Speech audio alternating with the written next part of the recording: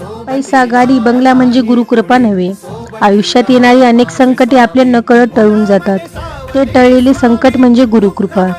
गाडीवरून जाताना कुणाचा धक्का लागून पडता पडता आपण स्वतःला सावरतो, ते सावरणे म्हणजे गुरुकृपा.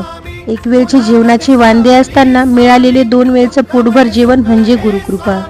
कोसळलेल्या दुःखरूपी डोंगराला पेलण्याची जी ताकद आपल्यात निर्माण होते, ती ताकद म्हणजे गुरुकृपा. आता सर्व संपलं असं वाटत असताना पुन्हा उठून विश्व निर्माण करण्याची नवी उमेद उत्पन्न होते, ती उमेद म्हणजेच गुरुकृपा.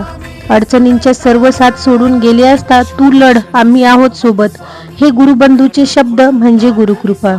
प्रसिद्धीच्या शिखरावर असताना तेथूनच हवेत न उडता पाय जमिनीवर ठेवणे म्हणजे गुरुकृपा.